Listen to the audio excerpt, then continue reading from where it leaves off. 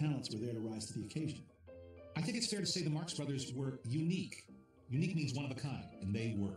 The combination of verbal and visual humor, the integration of music, the controlled chaos of their acts, of their various vaudeville routines, which later were interpolated into their Broadway shows and ultimately into their movies, are unlike anything anyone else ever did. For comedy, it was one of the first times the audience was treated with respect. That instead of the comedy being somehow spoon-fed, that they were willing to just go at their pace, they were willing to just do their thing, and if you got the joke, good for you, but if you didn't, we're not going to stop and explain it. It's just simply, we're going to do it. I think smart people were able to go, oh, that's for me. Now that you're Secretary of War, what kind of an army do you think we ought to have? Well, I tell you what I think. I think we should have a standing army. Why should we have a standing army? Because then we save money on chairs. When we look at Hollywood talkies, one of the great things that they preserve is what's left of vaudeville. Because after all, you've got W.C. Fields, you've got George Burns and Gracie Allen, you've got terrific stars of the vaudeville circuit performing at their best. Through them, you see what vaudeville was. And in the Marx Brothers, they're a cut above even those great comedians. I think partly because of their amazing familiarity with one another, being family. They are able to create a sense of not only performers, but guys who are each other's audience. Most of the characterization of the Marx Brothers came through intensive work in vaudeville. They developed those characters, and a lot of the bits that you see in the movies, they did in vaudeville. As a group, they were extremely effective. And this was all wrangled. These incorrigible children and eccentric young men were all wrangled by the mother, Minnie. And she was really the heart and soul of getting them into the theater and giving them the impetus and the belief they could do this. When you think about the four Marx Brothers as an act, any success they had was always credited to Minnie, and she really did turn some of them into performers. Groucho was going to be a performer no matter what. He had the desire, the talent, the ability. Chico was a musician. He would have gone on in music. I don't think Harpo would have ever considered show business as an option had his mother not, what he liked to say, shanghaied him into the act. But these guys also grew up in the streets of Manhattan, and nothing but trouble available to them if they didn't go on the road with their mother. None of them really completed much of a formal education. There was just no alternative. When Groucho began to achieve some success in his vaudeville career when he's 15, 16 years old, well, Minnie thinks, hey, I've got several of these guys at home doing nothing. So she starts putting them in the act. She had this theory where if I had three guys in the act and we were getting paid $65 a week, why don't I put a fourth guy in the act and get $100 a week? And sure enough, they got away with it, and they got paid as a quartet. So she wasn't wrong. There were five Marx Brothers altogether, but basically three triumphed as comedic archetypes. One is Groucho. Groucho, of course, is how would you put it? I mean, he's the curmudgeon, he's impatient, he's insulting, he's shamelessly egomaniacal. He's also a dry wit with a lightning timing. Need closer examination. In fact, it needs a leg out.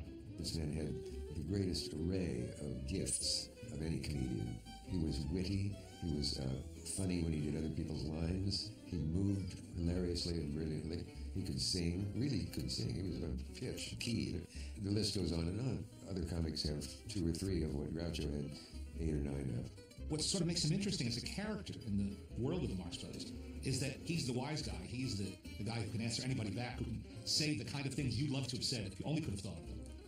And yet he can be duped by Chico. Chico is the ultimate con man, a kind of a slyly likable con artist. He's even conning us with that awful Italian accent of his. We got something over there, and believe me, that's a convenient. Oh, that's a very convenient. Well, look, all you gotta do is open the door, step outside, and there you are. There you are? Yeah. There you are where? Outside. In private life, Leonard Marx, a.k.a. Chico, was a gambler, and that gamble is actually very much in the character. You can feel that he's always trying to get an edge, always trying to play an angle to win. He's overtly ethnic, which is a very important part of the Marx Brothers' appeal. Chico elevates it to this level of surrealism where he's so stupid, it could almost be a tactic, where Chico is possibly, I can't confirm it, but he's possibly pretending to be an idiot as a way of manipulating the people he is with. Harpo, of course, is the visual comedian, although his horn speaks for him on many an occasion. So he has a kind of a universal appeal. He also has in him not just an impishness, but a kind of a madness. It's been observed, perhaps by Groucho, that he had the kind of innocence and devilishness at the same time, very much like Shakespeare's Puck. He's a kind of all-purpose angel, able to light up devilishness if he needs to, but on the whole sweet. My dad was a person who trusted his impulses. They were always honorable. He didn't hurt anybody, but he wasn't afraid to do what he felt like doing. If he felt like he wanted to take all his clothes off in meeting Mr. and Mrs. George Bernard Shaw, he would do it and not think of the consequence, as long as it was intended to be a communication. And he loved communicating. I mean, the greatest communication he had was what I shared with him, and that was music, his harp. But for the most part, he had no trouble in real life being who he wanted to be. So in those three, you have the sourpuss, you've got the guy eager to be a winner, and then you have the fellow floating on his own cloud who doesn't need to win, just needs to be and get in the mix of things. Anything further, Father? Anything further, Father? That can't be right. Isn't it anything further? The idea. I married your mother because I wanted children. Imagine my disappointment when you arrived. Zeppo had really nowhere to go. He was supposedly the straight man, but in the context of this ridiculous act. And he had comic talent, just like all the other brothers. The problem was, you had Groucho, who was all verbal. You had Harpo, that was silent. Then you had Chico, who was sort of the bridge between the two brothers. He could have these sparrings with Groucho, and with their wordplay with Chico, everything became topsy-turvy. And then Chico, of course, could communicate with the silent Harpo. Where would you have another brother in that mix? The sort of lameness of the Zeppo part comes not from Zeppo, it comes from the fact that he reluctantly took the Gummo part, this sort of empty, straight man, untalented one. Gummo was not a performer of any note. Zeppo apparently was really funny and really sharp and really smart, and that's sort of what he was left with. There wasn't room for one more funny guy. So all they could fix for him was the young leading man in a musical comedy type plot. But they didn't even take that seriously, and neither did Zeppo. So when he could get out, he did get out. But he wanted out as early as 1929. He was telling people, I want out. What was fresh about the Marx Brothers was a sense that anything goes. Now, there's a long tradition for that. You know, in circus clowns, any kind of performed humor you can name, that kind of anarchy has a long tradition that goes back centuries, if not millennia, to Rome. Oh, you've got a frog in your throat. They are chaos, and what they do is you take chaos and you give them some structure, and they will upend that structure and create chaos once again. That, to me, is the Marx Brothers in all their films. Find yourselves a couple of seats. Anarchy sounds like a political term, warlike. I don't look at it that way. I think that their anarchy was against bad human behavior, and that they were able to say things and do things to people that other people wish they could do. Your Excellency, haven't we seen each other somewhere before? I don't think so. I'm not sure I'm seeing you now. It must be something I ate. They would be able to pull the rug out from underneath pomposity. They would mock people that deserved being mocked. I think what happens is when you have a really great artist or group of artists, take the Beatles as an outside analog. You know, you have several musicians who are just right for each other, and they developed because, you know, they grew up in the same town together. So as with the Beatles, so with the Marx Brothers. They grew up together. They just knew each other's instincts inside and out. There's something kind of great about, I would imagine, doing some kind of creative endeavor with your brothers, like the Gershwins, for instance. And in the Marx, the same thing. I mean, I remember having lunch with Marcel Marceau and saying, you know, that he thought Harpo was the greatest, you know, mime ever. And you have Groucho, one of the greatest sort of wits. You have Harpo, one of the greatest mimes. And then you have Chico doing all the other stuff. Of course, you had Zeppo as a straight man, and he was a great straight man. It's hard enough to get one genius out of a family, but four is kind of, you know, or three and 3.5 or whatever. I mean, it's incredible. Where's the seal? Where's the seal? Where's the seal? Where's the seal? Where's the seal? Where's the seal? They had that big Broadway success with Alsatias, and their comedy was electric. You had the feeling that what they were saying on the stage, they were saying in the moment, and it was fresh just coming out of their heads, which of course isn't true. It was carefully scripted initially, and then of course they would ad-lib and revise as they went along, so that no two shows were exactly the same, which made people come back to see the Marx Brothers. They had worked in every conceivable kind of theater, from the shabbiest to the finest in vaudeville. But Broadway was Broadway. Then, as now, it's the pinnacle of success on stage. And they reached that, and they got to work with great people, like Irving Berlin, like George S. Kaufman, major talents of that era. But they brought their vaudeville sensibilities with them, because if anybody knew what was going to work, they did. The Marx Brothers were able to get writers at a higher level once they were Broadway stars. So George S. Kaufman writing the first two shows, with Roy Riskin, by the way, who was uncredited on the Coconuts. These guys were the cream of the crop, and the Marx Brothers were big enough to get them. The Marxes on stage with their act were so mesmerizing that other creative spirits said, I've got to write something for you. What you want is that kind of inspiration. You want to be a source of inspiration in others, which they managed to be. All thanks to the scriptwriter, to the playwright, to George S. Kaufman, who saw a way to adapt the Marx Brothers act into a complete story. You could have a story going on around them, and they were sort of part of the story, but they were also sort of separate from it. So their rather zany, ridiculous, surreal comedy could play out while something more serious, a sort of romance, was taking place at the same time. Ah, I see you're admiring my picture, eh? Yes. Your picture? Yes, my picture. Well, it don't look like you. America made no sense anymore. The American dream did. There was so many institutions, and so many beliefs that Americans felt were sacrosanct, were not sacrosanct anymore. And the best way to meet this was to be nonsensical too. If you counter nonsense with nonsense, you make sense. So, the nonsensical writing, the non sequitur, the obvious statement, the mind-boggling understatement, the movement from ridiculous to the sublime or the reverse, wordplay, all types of wordplay, puns, homonyms, equivocations, double entendres. Wonderful, wonderful school of writing. So many writers in New Yorker were writing this way. And of course, George S. Kaufman, Calvin Ruby, this guy belonged to lots of school writing, which fitted the Marx Brothers just so perfectly. It's interesting to think back at what audiences might have responded to. I felt that it's because they are a family. They're like a trapeze act. Only instead of flying back and forth in the air, they're landing punchlines. Let me see your face. Yours too. All right, I'll make my own face. With some of their stuff, be it the wordplay and the physical stuff, I mean, it's so... You don't want to say rehearsed because it's not like you're watching it and it's rote. It's definitely not rote.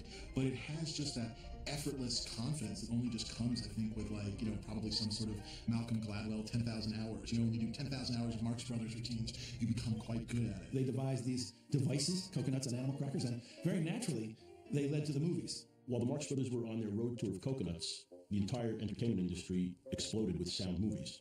And that was pretty much the last nail in the coffin of vaudeville. And people who stayed in vaudeville were pretty much out of luck. The Marx Brothers never really looked back at vaudeville. They were gone from there anyway, but they were now a hot property in the world of sound movies. How about it with coconut beef? No snow, no ice, and no business. Do you know that Florida is the biggest state in the Union? Is it? Take its climate. No, we took that. Take its fruit. Take the alligator pears. Take all the alligator pears and keep them. See if I care. You know how alligator pears are made? Haven't the slightest idea. There you are. That's because you've never been an alligator. And don't let it happen again. Dialogue just allowed, I think, the level of comedy, the discourse, if you will, was able to sort of be raised. All of a sudden, with sound, you were beyond the physical gag. Now, obviously, some of the physical gags with, Keaton and whatnot had just gotten amazing. But there was a lot of just simple bumping into and falling down, the simple pratfall. Now, all of a sudden, with sound, people are talking about stuff, and it changes everything. Remember, there's nothing like liberty, except Collier's and that evening post. Be free, my friends, one for all and all for me, and me for you, and 3 for 5, and 6 for a quarter. They made movies move. They made talk move. They made talk sound like the way people talk in the streets. The people who are going to the movies, and that shiver recognition when they saw the Marx Brothers, heard the Marx Brothers. This is just how I talk, how I hear talk.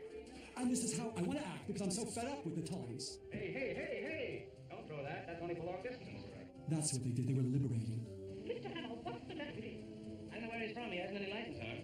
Maxine Marx loved to say that the Marx Brothers on stage were 10 times funnier than the Marx Brothers in the movies. And then she'd say they were 10 times funnier than that at dinner. Imagine the energy of the Marx Brothers on stage when they were in their 20s even. They looked pretty physical in their early films, but they're middle-aged men. Chico, the eldest of the Marx Brothers, was born in 1887. Groucho was born in 1890. Now that means when the brothers show up in Hollywood in 1931, Groucho was 41 years old. Chico was 44. Now that's extremely unusual for 40-year-old men to be making their Hollywood debut. You would think, as it happens, movies were so new, and talkies were newborn. So talkies needed to talk. So nobody was objecting to the Marx Brothers' age. And also, one must bear in mind that in their costumes, they came across as ageless. Through it all, the Marx Brothers had to adapt and change, and their acts that they brought to the motion picture, finally, was the best of vaudeville, was the best of radio. Think of Harpo, the best of silent movies. They were able to come to Hollywood with 25 years of very solid training. They knew who they were creatively. That's a tremendous asset. Nowadays, it would be very hard to come by this kind of experience, if you can come by it at all. So the Marx Brothers' timing couldn't have been better. Here they had this proven hit show, The Coconuts, and Paramount signed them to replicate it on screen, which is essentially what they did. And then they did it again with their next big hit, Animal Crackers. So if you're wondering what it might have been like to sit in an audience and watch them, this is as close an idea of that as we're ever going to get. Paramount was the perfect home for the Marx Brothers. Paramount was one of the big motion picture studios in Hollywood, probably the biggest actually at that time. And if you look at the history of Paramount Pictures, it began as Adolf Zukor's Famous Players. And Famous Players, the idea of it was to get famous players in famous plays. In other words, transform good theatrical material with good top-flight stars and transform that and translate it into a motion picture. Paramount Studios, the finest show in town, controlled American film comedy in the 20s. Just think, American film comedy in the 20s without Paramount. Without Paramount, there wouldn't be the Fatty Arbuckle and Buster Keaton shorts that they made together. There wouldn't be the Boulevardier comedians, Raymond Griffith and Adolph Meyer. What about the sex comedies that DeMille was making with Gloria Swanson from 19 to 1925? These were Paramount films. The Jazz Baby was Clara Bow. She came from Paramount. And Harold Lloyd. Harold Lloyd. They were all based in Paramount. And Paramount was not going to relinquish this. They were going to continue this reign of comedy in the 30s. And that's why the Marx Brothers was natural. Sam Harris owned the property for the stage play The Coconuts, and he made a deal with Paramount to film it. It was then up to Paramount to make a deal with the Marx Brothers. And they were offering around $50,000, I think it was. And they got it up to $75,000 somehow. And Zeppo went to visit with Zucker. And he schmoozed him in the classic sense. He flattered him. He said it's the greatest honor of his life to meet him. And he's a historical figure in motion pictures, and this is the greatest moment of his life. And here we are, the Marx Brothers, with all of our greatest bits that we've honed on the stage for decades, and we're going to give it all to you. And with all the jokes that we've worked on so many years for a mere $100,000. And the man who brought him there, Walter Wanger, was aghast. He thought Zucker was going to go crazy. Because when they asked for 75, Zucker apparently said, bring him in here, I'll spit in his eye. And Zucker, when posed with $100,000, turns to Walter and said, what's the problem here, Walter? Let's just do this. And that's how the deal supposedly went through. If we had a nice little bungalow, and you was inside and I was outside trying to get in, or inside trying to get out, or no, I was in, you were inside out and I was I'll tell you, if you don't hear from me by next Friday, the whole thing's off. One of the things I love about looking at Coconuts is that is precisely the way they looked when they were on Broadway doing Animal Crackers. So if you want to know what the Marx Brothers looked like on stage in their Broadway period, all you need to do is look at Coconuts, because they were simultaneously filming it while appearing on Broadway. The difference between seeing them in a theater, live, and seeing them on screen is that the screen could provide close-ups. Not a lot in those two films, but some. They could give people an intimacy with the Marx Brothers they might not have experienced in a conventional theater.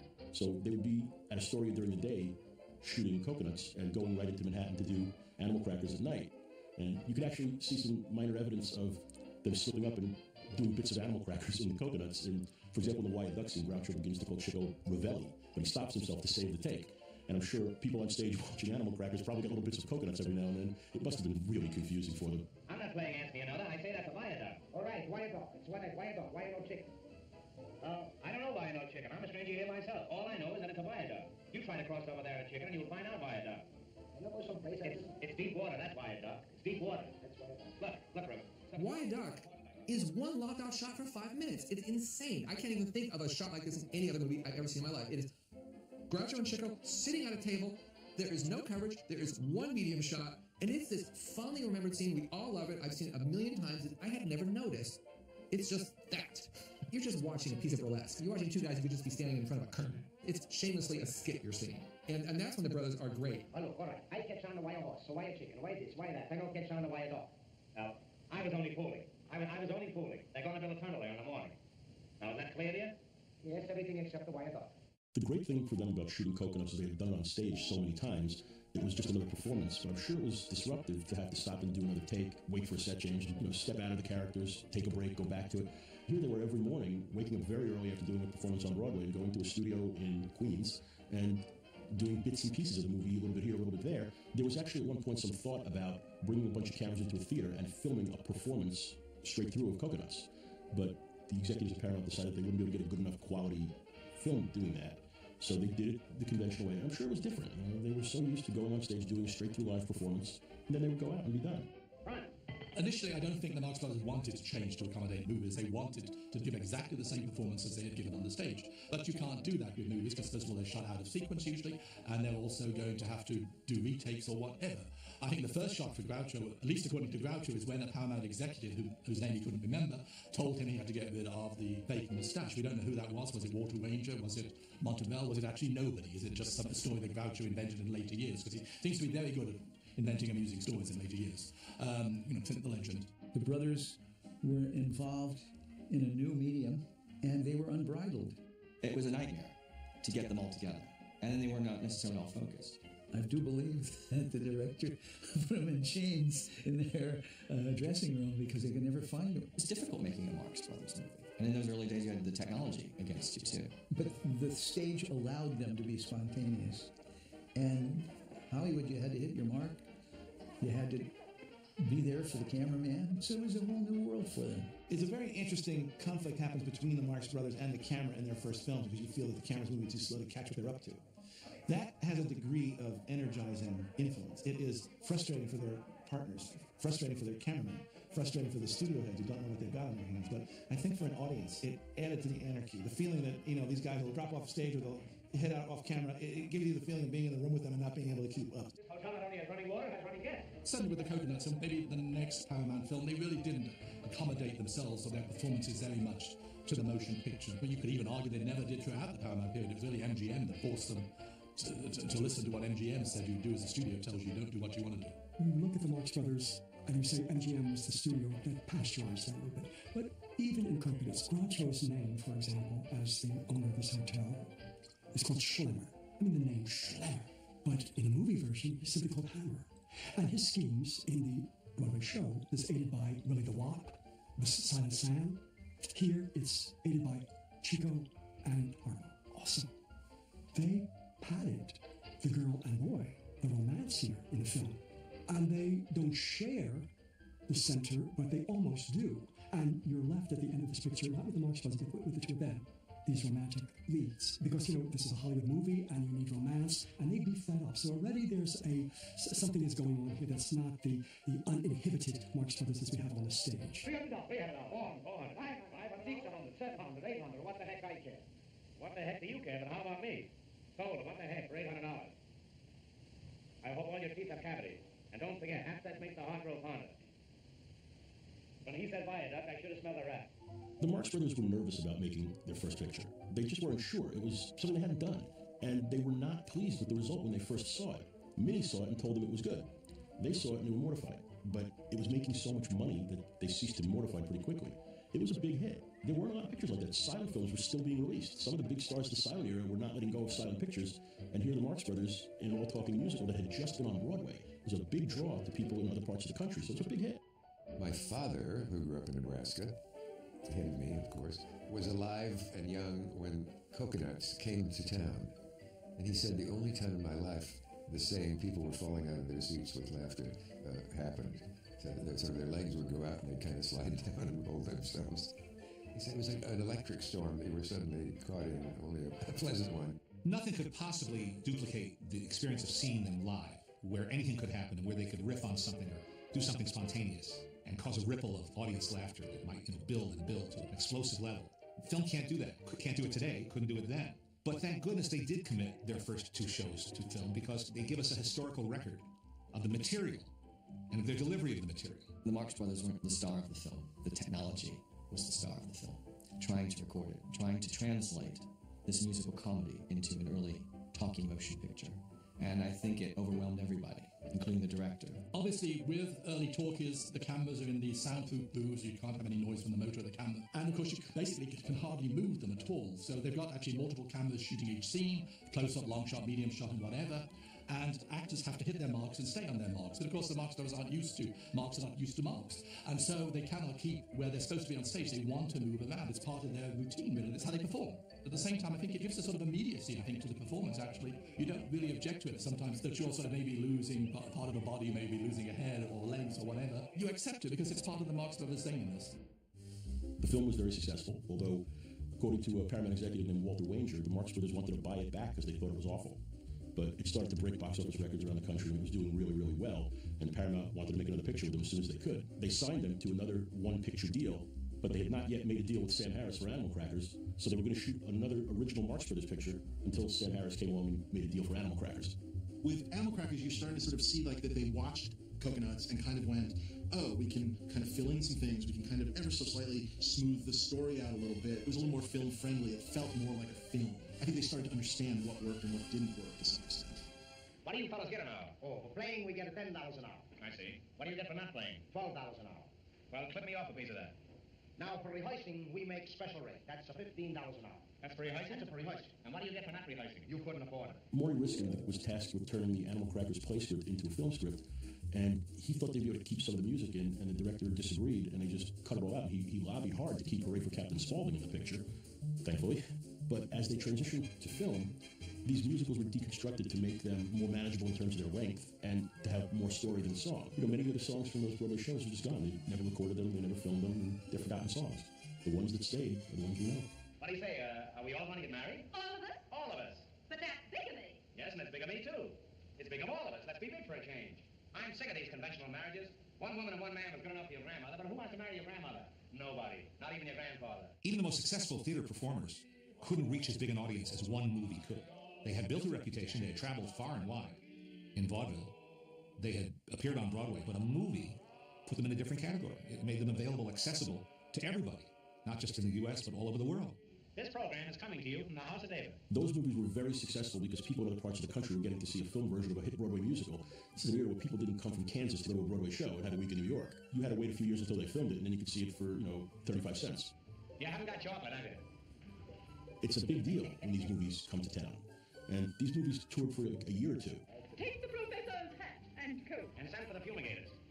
Oh, my... Bonjour, bonjour, bonjour. The sign of a really good theater performer is to be able to repeat that performance over and over and over again, 8 times a week on Broadway, and then maybe going out on the road. The Marx Brothers were well accustomed to that. So by the time they filmed all this material, they'd done these routines innumerable times, but it doesn't seem that way. It seems absolutely fresh, spontaneous, as if they're saying it for the very first time. Look, I know there's a script. I know this is written. I know it's rehearsed, and I know it's a film, and it's not like you're watching live television, but when you're in it, when you're watching, you're in that moment of watching where as the bits build, as things are happening, as they're wandering around, it starts to, in the best way possible, it feels like there's no script. It feels like they're ad-libbing it. It feels like that guy just walked in, and there's just such an insane looseness, and anything could happen. It's perhaps not true anarchy, but that's the feeling for me when I watch the movies, the best ones. Miss Rittenhouse, ever since I met you, I've swept you off my feet. Something has been throbbing within me. Oh, it's been beating like the incessant tom-tom in the primitive jumble. Something that I must ask you. What is it, Captain? Would you wash out a pair of socks for me? Margaret Dumont was just a perfect choice as a foil for the Marx Brothers, especially Groucho. If she hadn't existed, they would have had to invent her somehow, because Groucho's comedy is based in such large part on deflating pomposity. And she represents not just pomposity, but the establishment. And he is the anti-establishment character. So it's a natural attraction. Now, with this insurance policy you have provided for your little one and for your old age, which will be here in a couple of weeks now, you're buying any judge of horseflesh. Groucho Marx himself said that she was practically the 5th Marx brother. And I believe he's right. And I feel that the films that don't have her participation, you miss her. And audiences delighted in having her punctured, deflated. They actually wrestle Margaret Dumont and Animal Crackers, which is insane. That's kind of insane. And then there's is it Harpo who's punching her? And she's actually like going, and you actually see Margaret Dumont's like body flying out. I mean, she's a trooper. Yes, you can't take it there. When you watch Margaret Dumont, you can tell she gets the joke. You can see she's on the verge of laughing, on the verge of cracking up, but she doesn't, because she's the consummate professional straight woman, and she knows how to behave in front of the camera. I suspect directors must have loved her and hated Groucho. They've had far much more trouble directing Groucho than they ever have directing Margaret Dumont. I think she's one of the great straight actors, male or female, in film history. Oh, Your Excellency. You're not so bad yourself. She knows how to react to Groucho's lines. She knows how long to wait. She knows how long the laughter's going to be before she responds. And you're very much aware of that. Married. I can see you right now in the kitchen, bending over a hot stove. But I can't see the stove. Just as they had finished the Broadway run of Animal Crackers on stage, they were about to embark on a tour of Animal Crackers. And then the two events that shaped the Marx Brothers as men and as an act happened. First, their mother, Minnie, died in September 1929 at the age of 65. So the whole world that they had evolved around, the matriarch of the family, the emotional core that kept this family together, was gone. It is no coincidence that Minnie's death precedes their exodus to Hollywood. I think that was such a landmark moment in all their lives, that the renewal of moving west, it really came as a strong appeal. Their father, Sam Marx, also known as Frenchie Marx, moved west with them as well. It was a real pulling up of stakes that took place after her death. The following month, their financial world died a horrible death with the stock market crash of 1929, Black Tuesday. Groucho lost his entire life savings, $250,000. Harpo, I believe, nearly as much. Chico never had any money to begin with, so he was always broke. Their emotional and then their financial structure, their world, had collapsed into chaos. That was, of course, a tremendous unmaking of Groucho's hard-earned fortune. He, over the years, had earned $250,000, and he lost it all in the stock market crash. And as he himself pointed out in his autobiography, as the stocks were plummeting, he thought the best way to go was to double down, so he was using up his savings to cover up the margins of his loss. Now, if you consider that his mother has died a month before, I think that also completed an extra crash inside him, so that when Hollywood came singing, he was ready to listen. I think that the film version of Animal Crackers is a valuable record of the Marx Brothers at their very best, and what drove these men and their lives on stage and off stage. This was a devastating time for them. The film became a success and, in a sense, bailed them out of their financial problems from the stock market crash because they quickly signed to make another film at very, very good salaries. But the death of their mother was truly a turning point for them. Minnie had nurtured the act from the earliest days and had been the most important figure in all their lives, for their whole lives at that point. Not just as their mother, but as their manager, as the person who really shoved the couple of them into show business, almost against their will. They were devastated. She was everything to them. Following the success of Animal Crackers as a film, the Marx Brothers were about to go play in England for their second trip there, and onto the boat before they sailed on Christmas Eve of 1930, they signed a 3-picture deal with Paramount to make pictures either in New York or Hollywood at Paramount's discretion. But I think everyone knew at that point they'd be going to Hollywood, and their next film was not going to be based on a show. So when they returned from England, they arrived in New York, and immediately they all relocated to the West Coast. I think Groucho was not quite sure that they were going to be successful. He made it a point not to buy a home. They were all renting. They didn't think this was going to last. I think Hollywood was a challenge for all the brothers. But it was time for them to move on. They adapted rather quickly because they were together. It wasn't like one of them came out and had to get a group of friends or something like that. There was a bond there, a forever bond. They were there for each other. They knew they had come up through survival, and they stuck up for each other. My dad told me, I could never have done this without my brothers. I just couldn't have. The first film that they're going to make in Hollywood that's not going to be based on a show is essentially the same exact premise as their first hit vaudeville show, Home Again. The idea of being on an ocean voyage, coming home, and having a big party. This is the only way to travel, boys. The only way. I was going to bring along the wife and kiddies, but the grocer couldn't spare another barrel. I was going to bring my grandfather, but there's no room for his beard. Why don't you send for the old swine and let his beard come later? I sent for his beard. You did? Yeah, it's coming by handmail. In monkey business, I think the parts are perhaps greater than the whole. There's some great, great set pieces and some wonderful visual gags, some wonderful dialogue sequences. You've got the beautiful Thelma Todd there, which is never a bad idea. And when you're done watching it, you have a smile on your face. It's not a great film, but even a good Marx Brothers movie is better than most people's best efforts. You want your nails trimmed long? Oh, about an hour and a half. I got nothing to do. It doesn't have a sense of antiquity about it, or this is you must make allowances. They didn't make movies then the way they do. They're just fine. Come on, man. Hey, someone's coming. So they get in these barrels, they pull the lids down, and the captain and the crew who are searching for it yells, "Check everywhere!" And one barrel lid comes out, and Groucho says, Never mind the barrels. and he said, I ad-libbed that. He wanted to say, you managed to ad-lib something funny. But he wanted a little praise. Now, Columbus sailed from Spain to India looking for a shortcut. Oh, you mean strawberry shortcut? I don't know. When I woke up there was the nurse taking care of me. What's the matter? Couldn't the nurse take care of herself? You bet she could, but I found it out too late. Nobody except the occasional critic in vaudeville ever complained about the lack of a story in the Marx Brothers show. I don't think anybody cared about it in the movies either. They had to have them because they had to have a reason to make a movie, but we went to see the Marx Brothers. That's what people were interested in. It didn't matter if it was a good story or a bad story. In fact, the stories are so simple that they're almost laughable if you just read them on a paper. You know, if you read the plot outline of a Marx Brothers picture, thank God you have the Marx Brothers because you couldn't make the picture otherwise. Paramount, as leaders, they had to not only hire comic performers, they had to hire comic writers, and they had a stable of comic writers, all presided over by Mr. Lunacy himself, Herman Mankiewicz, who supervised the first 3 Paramount films made in Hollywood. They needed a script by someone else. And although they took interest in their scenes, they took interest in their dialogue and could often improve upon it, what was given to them in the script. It's easy to improve someone else's work, but they needed that template. And they could build on that. You read that George S. Kaufman would sometimes come to the theatre and he'd say, I'm sitting here to see if they're using any of my lines tonight. Well, it's a funny remark, but I don't really think it's strictly true, because I think Groucho relied a lot upon an actual script. Groucho would drive his writers crazy by adding what they found were repetitious words. Perelman was especially allergic to repetition, but Groucho had taught him that no, if you repeat it, it makes it funnier. People hear the gag coming if you've set it up. Groucho was the master at setting up a gag without letting you know that he was setting it up. You can't stay in that closet. Oh, I can I? That's what they said to Thomas Edison, mighty inventor. Thomas Lindbergh, mighty flyer. And Thomas Shevsky, mighty like a rose. Just remember, my little cabbage, that if there weren't any causes, there wouldn't be any hooks. And if there weren't any hooks, there wouldn't be any fish. And that would suit me fine. There's nothing like the scene where you can build a laugh upon a laugh upon a laugh upon a laugh.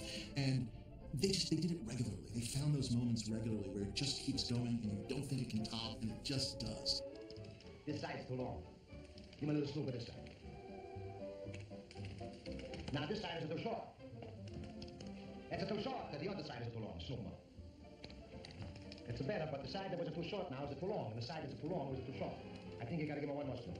I don't think the Marxists are particularly cinematic, and that's a good thing. When I think about the brothers and all the scenes I love, and it's the scenes everyone loves. It's sort of like, we all love the Tootsie Frutti scene. We all love, Why a Duck. We all love, Take a Letter. Sure. Any contract scene. Any contracts. Any negotiation. Just as I thought, you're yellow, grabbing at a woman's skirts. I'm wise. You're wise, eh? Well, what's the capital of Nebraska? What's the capital of the Chase National Bank?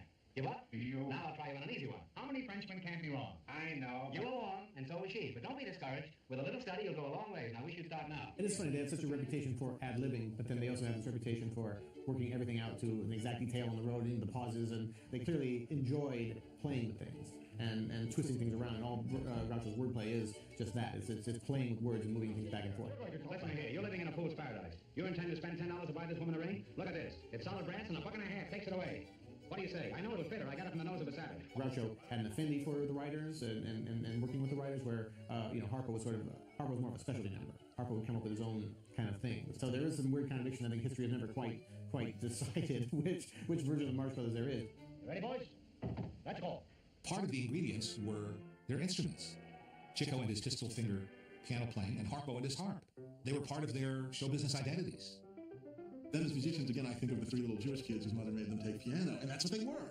That's what good little Jewish kids do. And obviously they were quite accomplished in it, and I do think that goes back to that sort of vaudeville circuit, sort of the 10,000 hours, where it's just like, I'm going to play a piano, I'm going to play spoons, I'll use anything I can as an instrument to kind of keep you entertained. The songs in Horse Feathers are my favorite. I mean, every single number in Horse Feathers is actually like a great number. People often make fun of the musical numbers in the Marx Brothers movie, like, no, they're great songs. Those songs are Coleman great. Ruby songs are great. I'm Against It is a home run. I Always Get My Man, and then Everyone Says I Love You is fantastic. It's actually maybe the only Marx Brothers movie where you're waiting and looking forward for the musical numbers. I love good music. So do I. Let's get out of here. Sit down. I've got to stay here. But there's no reason why you folks shouldn't go out into the lobby till this thing blows over. Chico created a unique style of piano playing. Nobody ever did it before, and nobody has ever been able to do it as well as he had, including myself. I can shoot the keys. That's what he would do. He would shoot the keys, but I don't have the length or the stretch that he had, or the flexibility that he had. It was one of the most uncomplex, musically complex way of playing the piano. Horowitz couldn't have done it. Chico's music gets used for comedy in movies. Harpo's does not. Correct. I mean, when you go to Harpo, as Bill Marx has said many times, you see the real man. Yeah, you see Arthur. Being a musician, being a comedian, being an actor, being an artist, they all encompass self-discovery. I felt that Dad's desire to discover things for himself had no bounds. He could play almost anything by ear, and he would practice over and over and over again until he got it right. He was fascinated. He took it all in. He was a person with a thirst that was unquenchable.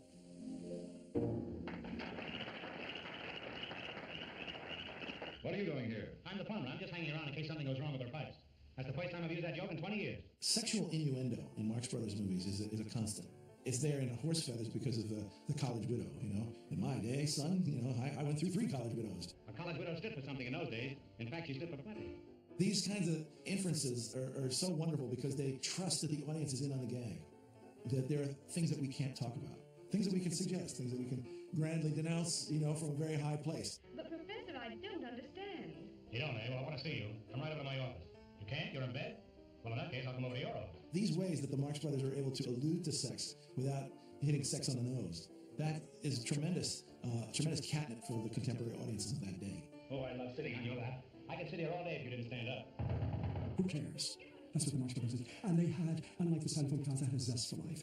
And they were natural men. They aroused this feeling, I think, in people that were so often hid or glossed over or told to forget about or put in a corner because of civilization, because of culture. It's just not done. They did what our id always wants to do. No, don't. My husband might be inside. If he finds me out here, he'll wallop me. Always thinking of your husband. Couldn't I wallop you just as well? And there's no way around the fact that Harpo would probably be arrested today for the way he chases women, or it's the way Chico and Harpo attack women in the classroom in horse feathers. I guess maybe we're not allowed to laugh at that anymore, but it's pretty jaw-dropping. Professor, I don't see you. What are you doing here? Nothing right now, but I was doing all right when you came in. Oh, so you know the professor? Sure, he put me in business. He got me on the football team. Now all I gotta do is get him off the couch. I think they were able to play with the code because humor was so involved and double entendre was involved. There were lines probably that they couldn't cross, but they were able to explore the limits of what it was possible to say or possible to imply at any given time. This must be the main highway. In the Paramount movies, is it possible that what's funny is that all the straight people are simply oblivious? Mm-hmm. And that once you get into the later movies, it's a bit of how dare you? And it's like the professors in horse feathers, they're just taking it. Right. They're not really stopping Groucho. Or if you do the bridge game in Animal Crackers, Harpo and Chico are just cheating.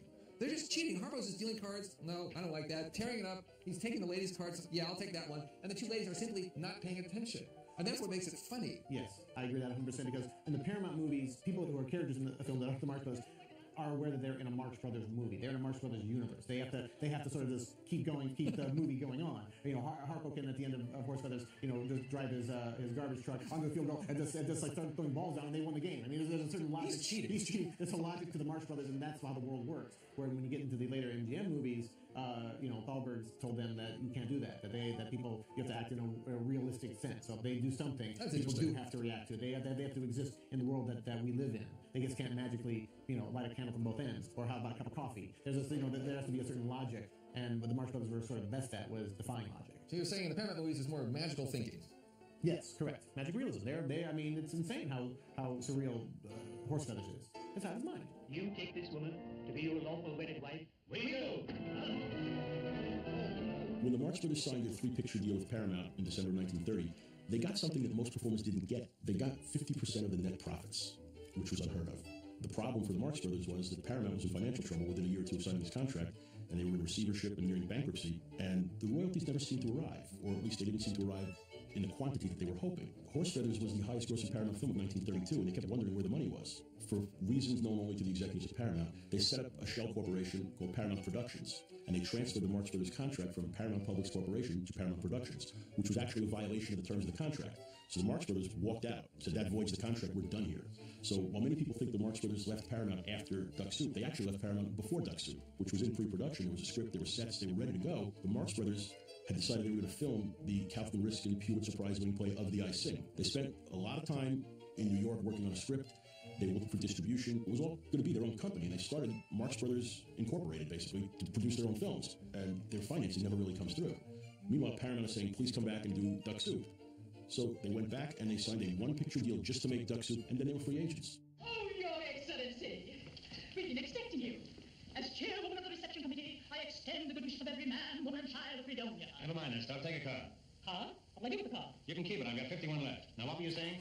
Now they come with even a better director, Leo McCarey, for Duck Soup, which is considered their master work at this particular time, and it's a brilliant, moving. Leo McCarey came of age at the Hal Roach Comedy Studio in the 1920s, and it was the best comedy studio in the world. He knew comedy. He understood sight gags. He understood the timing of gags. He understood the context of those gags. And if you look at Duck Soup and you want to isolate, well, what's the best sequence in Duck Soup? You can't pick one. There are too many. Look, he's a spy and I'm a spy. He worked for me. I want him to find out something, but he don't find out what I want to find out. Now, how am I going to find out what I want to find out if he don't find out what I got to find out? Will you quit annoying me? All right, I quit. All you got to do is make him stop doing this. Oh.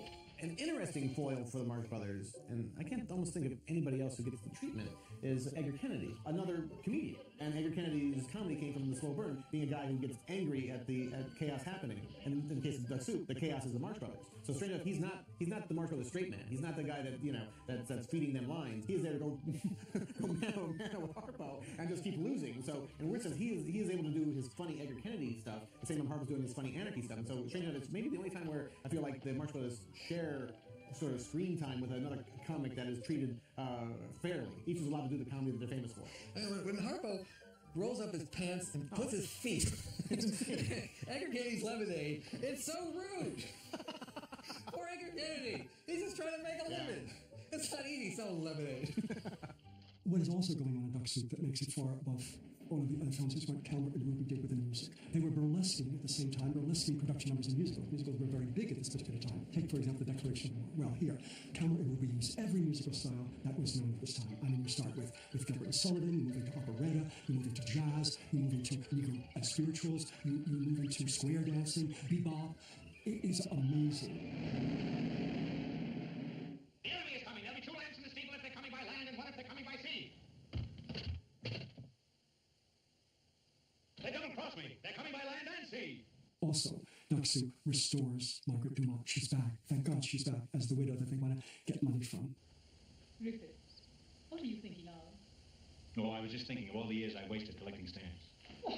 It's been pointed out that Leo McCarey removed most of the musical components from Duck Soup, but actually the music is still there. I feel the music is there in the cutting, especially when we go to war, we cut the dolphins and all that crazy editing, that jamboree that concludes Duck Soup is actually in the Marx Brothers spirit. I mean, it's concocted by McCarey, but he knew what he was dealing with, and he knew what kind of aura needed to be created around these guys. You swine. Come again? You worm. Once more, you upstart. That's it.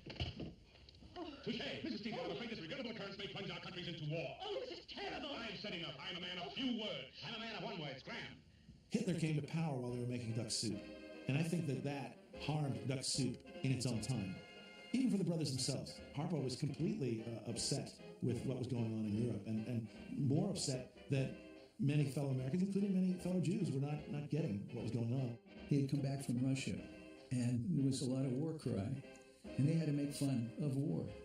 It was very difficult for Dad because on his way over to Russia, he noticed all the anti-Semitism that was cropping up in Europe at that time. So it was a tough movie for him to make. It is a grand anti-war farce mocking the lunacy that led to World War I. And so when the brothers are war, they're spoofing that grandiosity that sparked World War I. The army's morale is crumbling. The men are breaking ranks. Where's the Secretary of War? That's it. Where is the Secretary of War? The soldiers are waiting for his orders. His Excellency, the Secretary of War.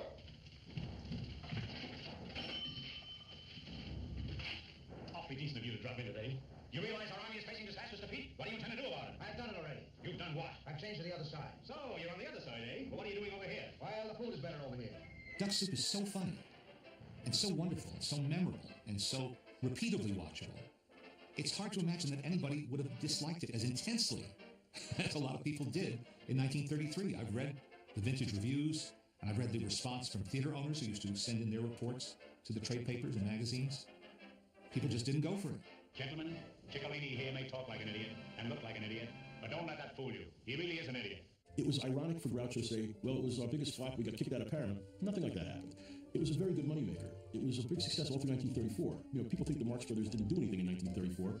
Duck Soup made a lot of money for Paramount. It was released in November of 33, and it was playing in first run all through 1934. It was a very successful film.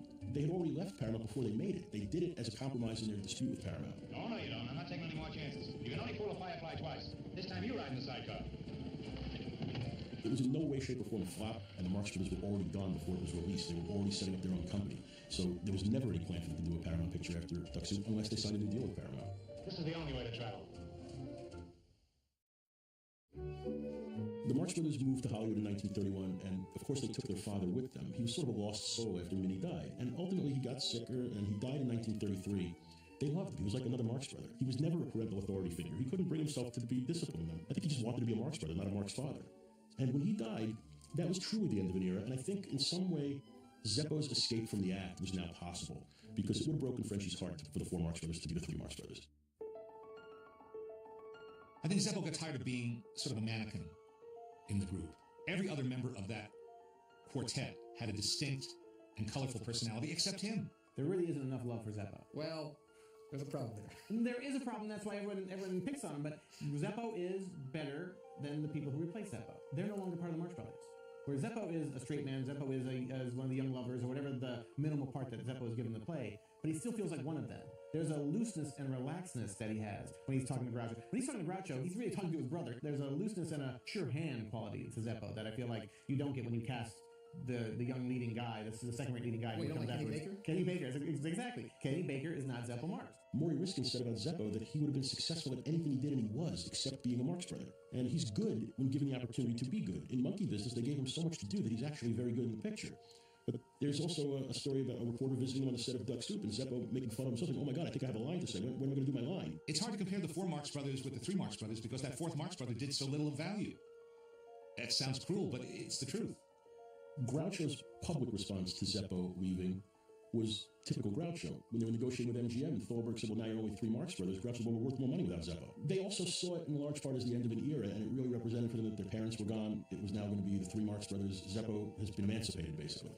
And I think they knew that they could be a success without him. I mean, it was just a little different, but they certainly can't point to having any failures right after he left. The Night at the Opera and Day at the Races were hugely successful pictures, and Zeppo became a very successful agent. So in a sense, maybe Minnie Marx would have been proudest of Zeppo because he turned out to be quite successful at what she did. I believe that they were vaccinated at a very early age with survival. And they didn't want to let their careers get away from them. And they had to keep working because they loved working. At the same time, they knew that you just couldn't stop. You had to keep going in some particular fashion. And as long as the money was there, and as long as the demand for them was there, they had to take advantage of it. They really didn't know where they were going to go as motion picture comedian. And it was really when Chico was playing cards with Irving Thalberg, the great producer at MGM, that they got a second chance with the movies. Because Irving Thalberg believed that their career wasn't finished, they just weren't being handled properly, which was actually quite true. Irving Thalberg told the brothers when he was inviting them to MGM, "We'll only need half the laughs you got on your Paramount pictures, but we'll have twice the grosses." And he was right. In a funny way, audiences were more tradition-bound to story in those days. But the Marx Brothers, without realizing it, were ahead of their time. Their kind of hyperkinetic bebop actually reads today much better than it even read then. When they went to MGM, they had learned the idea of the net profit split not being a very good one. They got 15% of the gross on the first couple of MGM pictures. So they made real money there. I think they made about $600,000 on the initial release of A Night at the Opera at the worst point in the Depression. So years later, Groucho said, "Yeah, those were our best pictures." I don't think he was talking about the comedy so much as he was talking about the receipts. But it was sort of the beginning of the end for the Marx Brothers. If they had made their best movie with Duck Soup, they certainly equaled it in a different way with A Night at the Opera. But after that, it was a downward slope. They lost their patron in Irving Thalberg because of his untimely death, and MGM was not a great studio for comedy, and nobody there really understood how to make the best or the most of the Marx Brothers' talents. The later MGM movies, they start getting kind of sweaty and desperate, and we get those elaborate, third acts with stuntmen, and you got the big store, the doubles on roller skates, in long shots, and it's like that's not even funny anymore. It's not even the Marx Brothers anymore. Right. It's trying to adhere to conventions of all the other comedians. I mean, to make the Marxists funny, you just need a lock-off medium shot, and you're gold.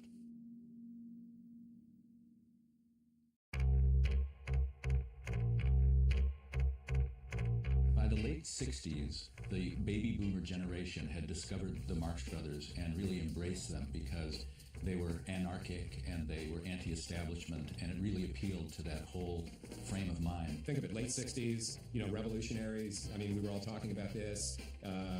We wanted anarchy, and who better to sort of serve that than the Marx Brothers? You could see most of the Marx Brothers films on television, and there were a few revival houses. But Animal Crackers, their second film, had not been seen in theaters since a reissue in the 50s and had never officially been part of the distribution package for television. I think it had been shown in a couple of markets, but for the most part, it was unseen. And it turned out that it was because there was a legal snag with that particular film when the Paramount films were sold to MCA in the late 50s. And at the time, it didn't seem as though it made sense to spend the money to clear the rights to bring out Animal Crackers. I was a student at UCLA, and my friends and I started the Committee for the Re-Release of Animal Crackers, crack, before it had any nefarious narcotic connotations. And it was just to show Universal that it wasn't just a handful of Marx Brothers fanatics that wanted to see this, but that there were hundreds and thousands of people who wanted to see Animal Crackers again. There was kind of this great kind of age of discovery where the stuff was not available anywhere, so if there would be one of these theaters in Hollywood or something, we're doing a Marx Brothers double feature, you'd go down there. Again, that was pretty much it. Very rarely, though. You can see evidence of how popular Groucho and the Marx Brothers had become there's a 1969 Dick Cavett show where Groucho's the only guest, and he said, "I'm going to sing a song now that I sang on a Pullman car." And the audience goes crazy because they know he's going to sing Lydia the Tattooed Lady. And he waits for the applause to die down. And he says, "Now, why are you applauding a Pullman car? They don't even make those anymore." So they already knew. They were already, hanging on his every word. We had to inform Groucho, educate Groucho, to the fact that he was wildly popular, and so were all the movies, on campuses, that they would sell out at film festivals of the Marx Brothers movies. Groucho came to UCLA, which was just a colossal thrill. And then when we were talking to the press, they said, "So, Groucho, what's your favorite of them?" "Well, I think Animal Crackers, and then Night at the Opera and Day at the Race." So he kind of made room for the Paramount films when he saw how tightly we embraced them. And I think he looked at them and rediscovered how great they were. Because I think he had to come at it from, where was this in my career? And Groucho really expressed surprise. He felt pretty much forgotten around that time. One night I went to a party and my grandfather was there, and I came in and I thought, oh great, I'm going to do all my routines for him and he's going to think that's really funny. I started doing the routines and he basically kind of started scolding me, and he said, "I don't want to talk about, that's the past, I don't want to talk about that.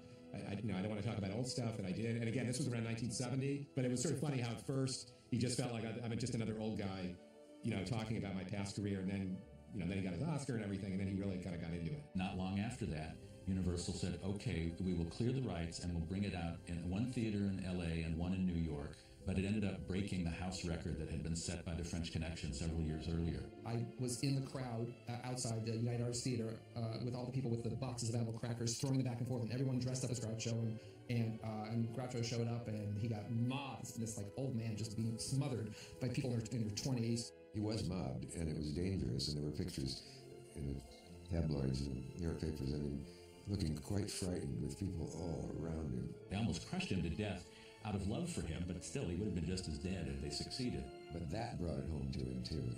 Something sweet, I guess is the wrong word, about his not knowing that he was a hero to thousands and thousands of young folks. It did very well, and then they struck Prince, and it played all over America, and finally was on television. And it really helped propel that Groucho and the Marx Brothers renaissance well into the 1970s, and then he passed away in 1977.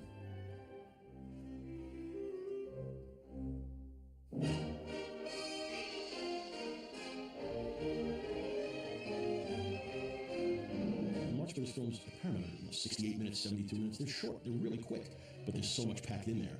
They just get a lot of bang for their buck on those pictures. They're just nothing but great comedy. There's never a scene where somebody's doing something funny in Monkey Business or Duck Soup. Maybe Zeppo was the key to the whole thing. They were never funny. They were the four Marx Brothers at Paramount with Zeppo. And there's some legitimacy in that argument. They weren't better as a quartet. And there was just a great sounding word for Groucho to work off of Zeppo, which you never had again. Hunga dunga. Hunga dunga. That's it. Hunga dunga. Hunga dunga, hunga dunga, hunga dunga, and a pump. Whenever it's on television, I feel sorry for people who only seen them there and haven't had the audience around them roaring and adoring. And I can't think of a third rhyme for that.